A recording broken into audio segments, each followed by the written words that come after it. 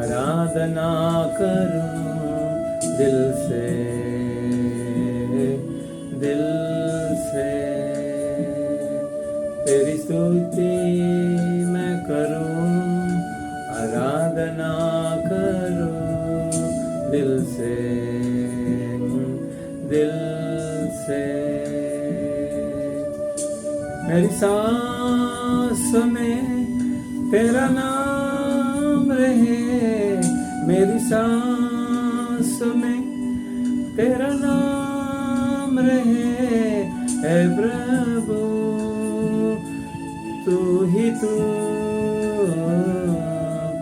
तेरी स्तुति मैं करूं, आराधना करूं दिल से, दिल से। तेरी स्तुति मैं करूं, आराधना करूं दिल से, दिल से। मेरी नजर जाए वहाँ तेरी स्तुति हो, जहाँ मेरी नजर जाए वहाँ तेरी स्तुति हो। सारी दुनिया का रखवाला तू, सारी दुनिया का रखवाला तू है यीशु, तू ही तू। तेरी स्तुति मैं करूं, आराधना करूं दिल से, दिल से। Praise Lord. इस मसीह आपको आशीष करे। हम अभी कुछ वचन देखेंगे, उसका पहला प्रार्थना करेंगे। धन्यवाद परमेश्वर, धन्यवाद अच्छा समय हमको दिया, धन्यवाद। आपके वचन हमको आशीर्वाद लाने के लिए कृपा कीजिए परमेश्वर। गुलाम को छुपा कर प्रकट कीजिए, यीशु मसीह के नाम से आमीन।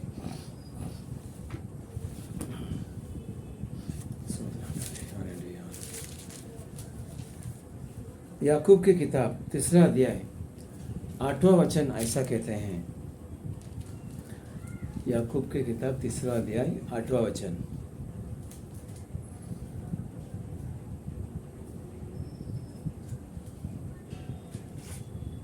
पर जीभ को मनुष्य में से कोई वंश में नहीं कर सकता। जो आपके और मेरे अंदर जीभ है, उस जीभ को कोई भी अपने वंश नहीं कर सकता। वह ऐसी बला है जो कभी रुकती ही नहीं, वह प्राण नाशक विषय से भरी हुई है।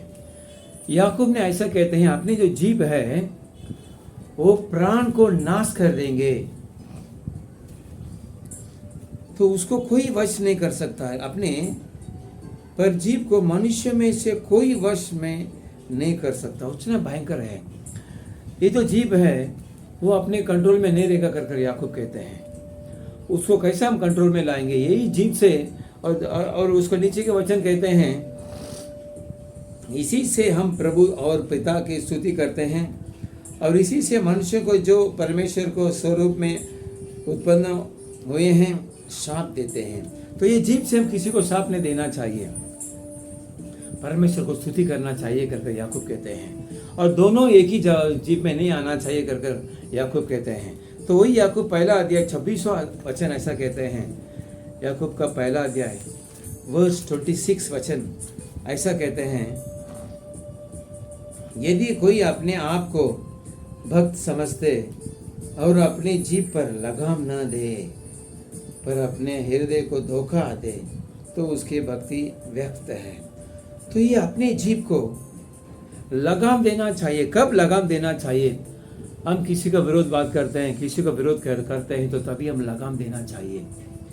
ये जीभ ऐसा चीज़ है, इंसान को आशीर्वाद भी लाती है और इंसान को नाश भी कर देती है।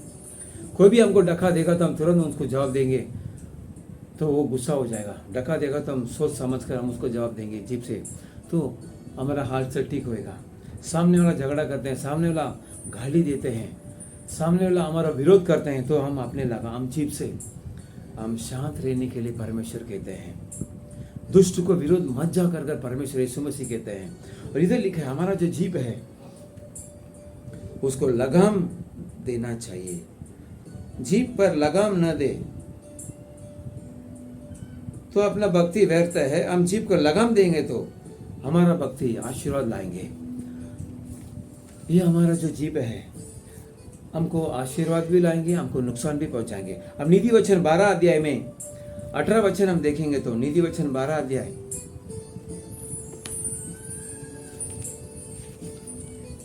नीति वचन 12 अध्याय वर्स 18, ऐसे लोग हैं जिनका बिना सोच विचार का बोलना तलवार के समान चुभता है। कोई कोई ऐसे अपने जीभ से बात करते हैं, तलवार के जैसा बात करते हैं, काट देते हैं सामने वाले को, तलवार के जैसे बात करते हैं, सामने वालों को बिना प्रेम से बात करते हैं। लेकिन इधर नीति वचन 12 अध्याय 18 वचन ऐसा कहते हैं, परंतु बुद्धिमान के बोलने से लोग चंगे होते हैं। जो बुद्धिमान है उसके जो बोलने से लोग चंगे होते हैं। आपके जीभ सही है, सही प्रकार से आप इस्तेमाल करते हैं या सही प्रकार से आप बोलते हैं तो उसका फल क्या है? लोग चंगे होते हैं, यानी खुश होते हैं, आपसे आनंद होते हैं, यानी बीमारी नहीं होंगे बल्कि वो चंगे होंगे। आपके जीभ से चंगे होते हैं क्या? आप और मैं सोचना अवश्य है। इधर लिखा है बुद्धिमान के जीभ से सामने वाले चंगे हो सकते हैं, परंतु बुद्धिमान के बोलने से लोग चंगे होते हैं। बुद्धिमान के बोलने से लोग चंगे होते हैं। जिसको बुद्धि नहीं है वो उसको जीभ उनका कंट्रोल में नहीं है। पवित्र वचन कहते हैं लगाम देना जरूरी है। आज हम रोड में झगड़े करते हैं, गाड़ी में झगड़े करते हैं, फोन में झगड़े करते हैं, परिवार में झगड़े करते हैं, ये सब जीभ की वजह से हैं। अपने जीभ को लगाम देना जरूरी है। बुद्धिमान हम है क्या सोचना जरूरी है। इधर लिखा है जो बुद्धिमान को जो बोलने हैं, बुद्धि नीति वचन 12 अध्याय 18 वचन, बुद्धिमान के बोलने से लोग चंगे होते हैं। आप पर में सोचना जरूरी है हम बुद्धिमान है क्या? हमारा जो बोलने से लोग चंगे होते हैं, यानी आशीर्वाद पाते हैं। और भी हम देखेंगे नीति वचन 18 अध्याय 21 वचन, नीति वचन चैप्टर 18 और वर्स 21 ये कहते हैं जीभ के वंश में मृत्यु और जीवन दोनों होते हैं। ये जो जीभ में मृत्यु भी है और जीवन भी है। नीति वचन चैप्टर 18 वर्स 21 ऐसा कहते हैं जीवन दोनों होते हैं और जो उसे काम में लाना चाहता है, जो चाहता है मेरे को जीवन चाहिए है, वे उसका फल भोगेंगे।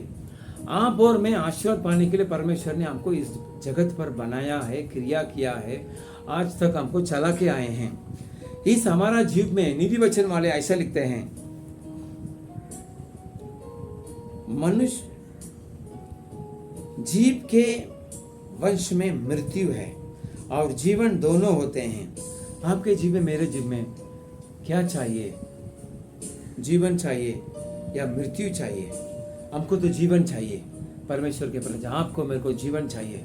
इस संसार में हम शांति से रहना जरूरी है, हमारा संतान शांति से रहना जरूरी है, हमको आशीर्वाद पाना जरूरी है। हमारा जीव को हम जीवन देने का हम जैसा हम उपयोग करना चाहिए। हम जब जीव से बात करते हैं तो उसमें जीवन आना चाहिए। हम दूसरे से बात करते हैं, दूसरे चंगे होना चाहिए। हम जब बात करते हैं दूसरे वाला शांति पाना चाहिए। उसके लिए मदद करने वाला सिर्फ यीशु मसीह जीसस है। हम उसको हम मांगेंगे तो परमेश्वर उसके लिए हमको ताकत देंगे। पवित्र वचन कहता है ये जीव में वंश में मृत्यु और जीवन है। जो उसके काम में लाना चाहता है, जीव को अपने काम में लाना चाहता है, वो उसका फल भोगेंगे। आप अपने जीव में जीवन लाने के लिए कोशिश कीजिए, परमेश्वर आपको जीवन देगा, उसका फल आपको मिलेंगे, आप उसमें खुश रहेंगे, आशीर्वाद पाएंगे। ये वचन आप पढ़िए घर में, हमारा जीभ है काम धंधे में हम अच्छी तरह से सामने वाले से बात करेंगे, सामने वाले भी हमको अच्छी तरह से बात करेंगे। हम धंधा करते हैं अच्छी तरह से। इंग्लिश में एक वर्ड है, सेंटेंस है, give respect and take respect.